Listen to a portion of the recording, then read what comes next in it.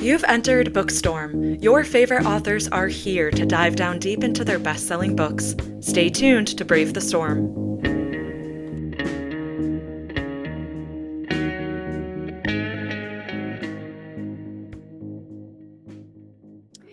Welcome back, BOOKSTORM Podcast listeners.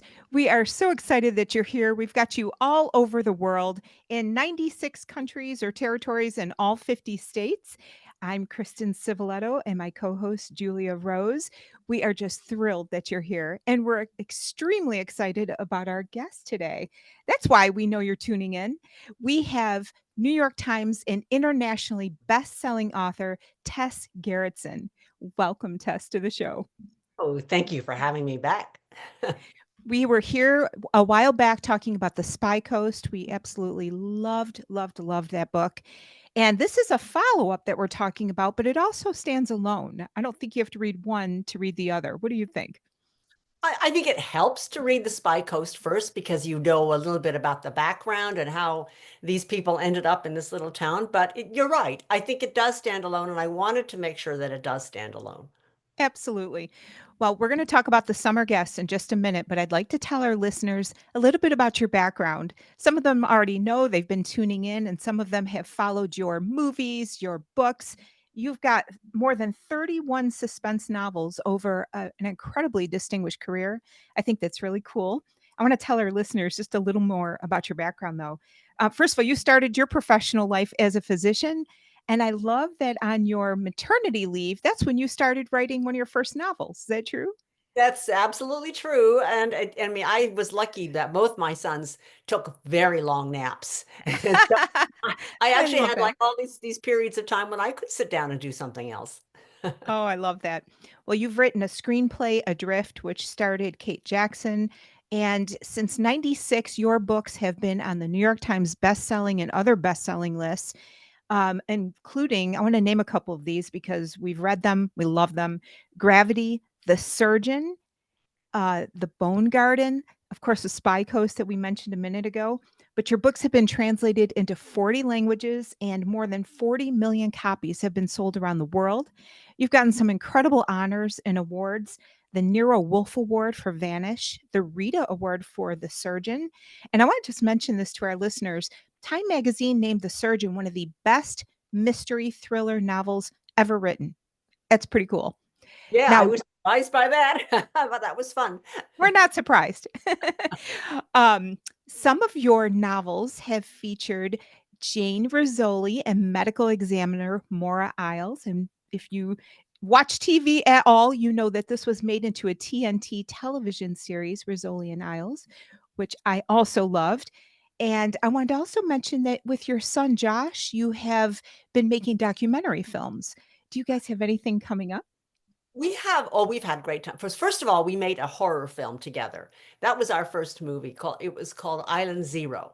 But it was really low budget, but we learned how to work with, the Screen Actors Guild, the producing part of it, and just the nitty-gritty of, well, it's really, you have to have a little army to make a movie. And then we went smaller and we decided we wanted to do a documentary about a peculiar anthropological issue that I've always wondered about, which was, why is pork a forbidden meat? So we made a movie called Magnificent Beast, which was about the history of humans and pigs together. Um, Wow. yeah, so it was fun, and we plan to do another horror film probably sometime in the next few years, and I'm looking forward to that. I am too, with your imagination, because you bring the thrills in all of your books, and this one is no exception. I want to tell our listeners just a little bit about this story that we're here to talk about. It's called The Summer Guest. Julia's got a real cool picture there of your cover, which is awesome. And I won't give away any spoilers. And if you want to add anything, of course, by all means, do so. In this story, we encounter again Maggie Bird. She is a former CIA spy, and she's living a very quiet life in a coastal Maine town. She has had a lot of eventful things come about in prior books. We had some of her past rise back up and find her, but she also has a group of other former, I don't want to say retired because they're by no means retired, but former CIA spies, and they also are trying to settle in for a little bit of a quieter life. Now, they can't help but get involved in certain things, especially when things find them. And they've kind of come on the radar of the Purity, that's the name of the town, police chief. Her name is Joe Thibodeau, and she might need a little help. And they are there for her in multiple ways, some she doesn't even realize or know. And I know we're going to talk a little bit about that when we talk about the actual book. Now, in this story, a teenager vanishes, and Maggie's neighbor is one of the prime suspects. So she gets involved. But this story gets more complicated and more complicated. A body is found in a lake that's nearby. We have some summer guests who reside there who are very wealthy. They've been coming there for many, many years, and they are pushing hard for an arrest.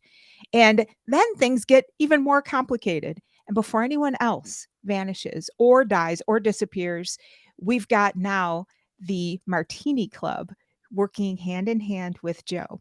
I'm going to call them the Martini Club because these retired ex-spies, they eat well, they drink well, they enjoy one another's company, but they're always thinking. Yeah. Did you want to add anything to that background? That's a great that you did a really good job summing it all up. And I think that the core of this is about friendship.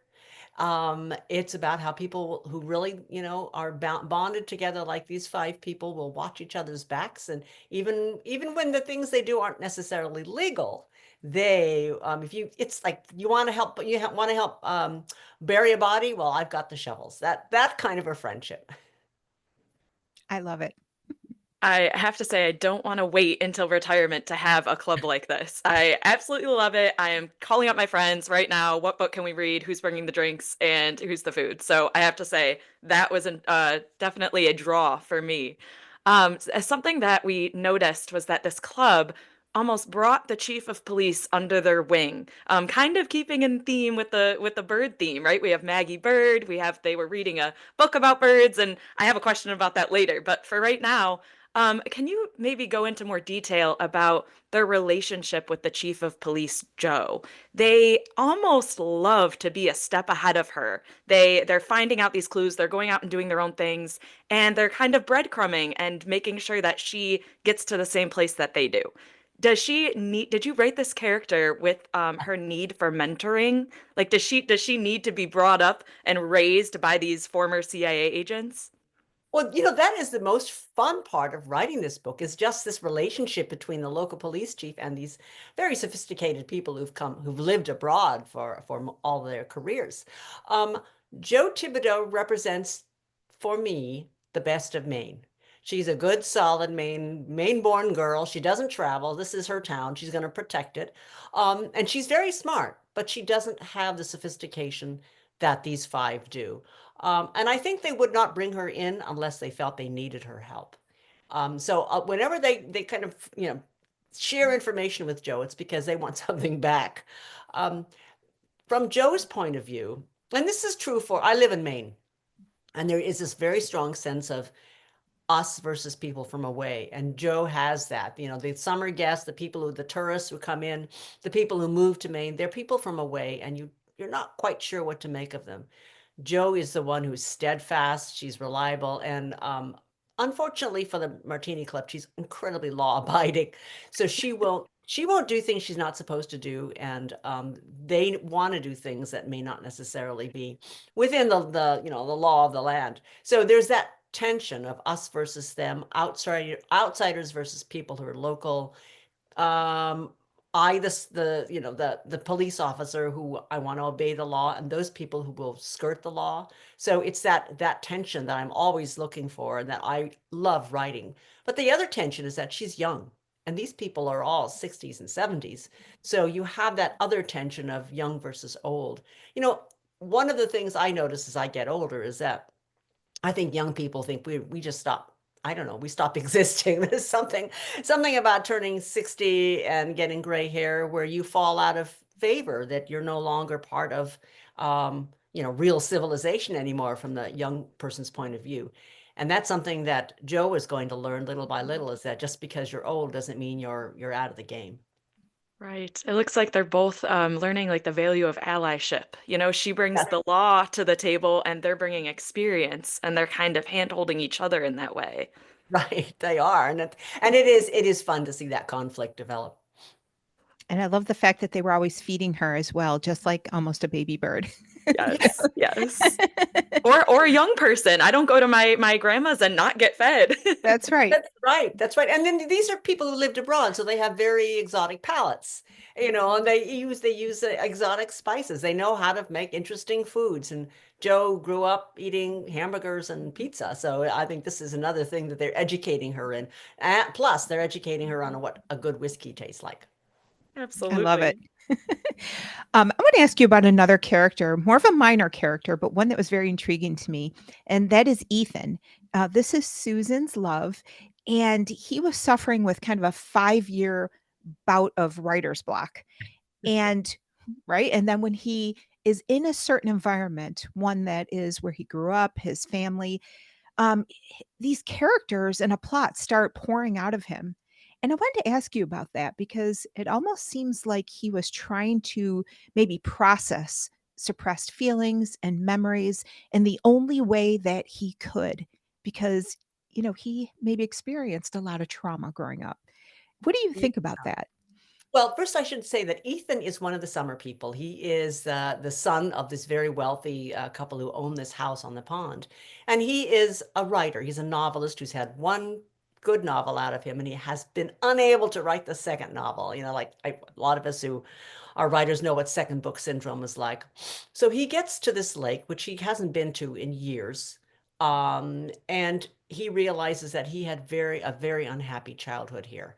And these memories are coming back, as you said, and it's his stepdaughter who goes missing, and nobody knows what happens to her. And all this conflict and all these familial tensions come back to him, and that gets him writing again. So the question is, how much of his book is real fiction, and how much of his book is repressed memories that are back and that are revealing themselves to be the truth. So that was one of the interesting things about it is writing about a writer, Yeah. right? Because we novelists know how difficult it is when you do have writer's block. Yeah, absolutely. And I was really enjoying his character because you are very deft with those dynamics, family dynamics. And so I thought you really explored it through this character. I was brokenhearted for him, torn, and you're very good at that. So I thought that was pretty cool. Well, I think the thing also about poor Ethan is that he's the son that they think was a failure. Mm. Because his older brother is that, he's a really successful guy on Wall Street. He makes money, he's successful in every way, has a beautiful wife, and so Ethan feels ignored. He feels like the kid that just couldn't do well. And yet he's the one who has the good heart. And in the end, the question is, what is really a good marriage? Do you want to marry the guy who made all the money, or do you want to marry the guy who's actually a nice person? So it's another plug for nice guys over rich guys. And a good parent, not just the marriage, but he had, I think, a better relationship with his stepdaughter than the other his brother had with his own son. Right, right. And that's, this little nuclear family that is torn apart by the tragedy or possible tragedy. So it's Ethan who was married Susan, and this is her second marriage because her first husband died. And she's brought in her daughter from her first marriage. So it's a combined family, and they have formed a very close-knit group. They love each other. It's clear that they care about each other. And when the girl goes missing, everything falls apart.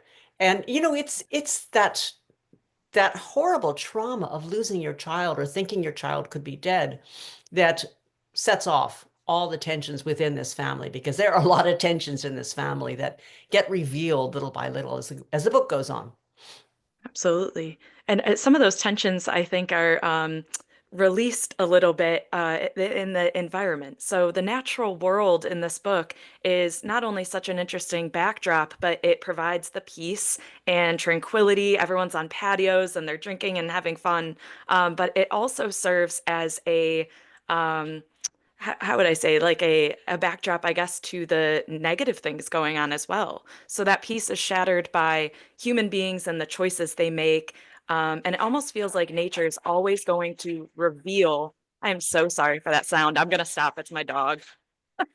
We'll cut this out, right, Mom? Of I don't even course. hear the dog. I don't even hear the dog. Okay. Sorry. It's all in my ear, so I just want to make sure it's not in the background. We're okay. No, I hear well, yeah, I'm trying to write about Maine the way I think of Maine. It is a beautiful place. I mean, don't move here. Nobody move here. Sure. It's a wonderful piece of paradise, especially in the summertime. And that's why we have so many tourists come to town, so many summer people Right. who have returned here for decades. But paradise, there's trouble in paradise. And I think that's, again, it's one of these contrasts between the beauty of the setting and the horror of what's happening in these houses. Absolutely. And it feels like that the nature reveals some of those things. So there's bones in the water, there's goggles on the up in the trees, and it's kind of helping to move the story along. So I don't know if almost meant to do that or subconsciously, but that was such an interesting observation throughout the book. Thank you. I think it's a function of the actual setting that this story takes place in and where I live. It's also interesting that you live in Maine, and I was looking this up right beforehand, but we're almost on the same latitude. I'm up in mid Ontario, so Oh, whoa. You're cold then. yes, we're on about 0 degrees today. So Yeah, yeah. Maggie Bird and the rest of the Martini Club, they're trained to make observations and not jump to conclusions. I mean, they rely on their instincts, but they really study things before they jump to these conclusions. And I wanted to ask you a little bit about this dichotomy between the summer guests and the longtime Mainers, because it's very easy to jump to certain conclusions. And we certainly see you playing with some of those themes in this story. I wanted to ask you, why is Maggie and the rest of the gang so good at reserving judgment? Is that their training kicking in? It is their training. When you produce an intelligence report, at the best, 85% is going to be accurate. A lot of it is, you know, supposition, just raw intelligence that you can never really be sure of. And I think that's true for the way they think as well. They gather intelligence. They can't determine whether that it's actually real or not, but they give it to the leaders, and the leaders are supposed to decide what to do with it, or how to act based on intelligence that may be 15% inaccurate. So I think they're accustomed to not taking things at face value. And it's a world of mirrors. You think you know what's going on, but there's something else going on behind that mirror. Yeah. I love that you were setting up Joe to rely on her solid values going forward and not judging people or prejudging them, because you're right, she has to deal with all different people in terms of all different backgrounds, the Mhm. longtime people, the summer guests. And I just see how you're helping her along with that mentoring. I Yeah, well, like that. great thing about Joe is I can't, I can't say that where I live is entirely innocent, but I feel like it is. And I mean, it's obviously not true because I read my local newspaper and I find out who's swindling the local charity.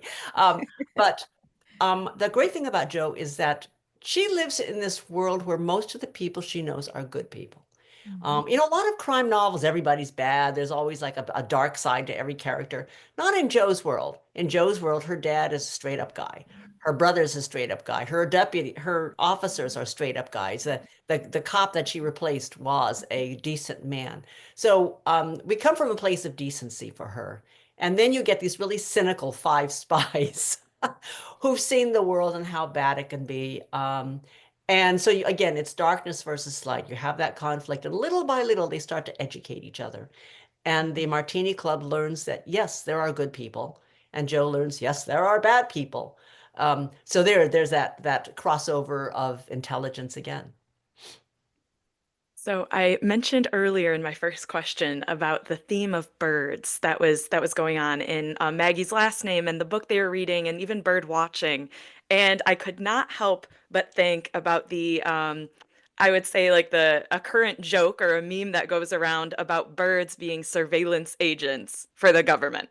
I don't know if that was intentional or just an inside joke with yourself while you were writing, but was that in there at all? Well, I reference a real book. It's called The Genius of Birds, and you should look that up if you haven't read the book because it is actually a genius book. Oh my And it talks gosh. about the various species of birds and what their strengths are. And my characters talk about their favorite chapter being the chapter about the house sparrow. Um, and when I read that chapter myself, the real chapter of the real book, I was taken aback by how little I knew about sparrows and how they are they are the surveillance.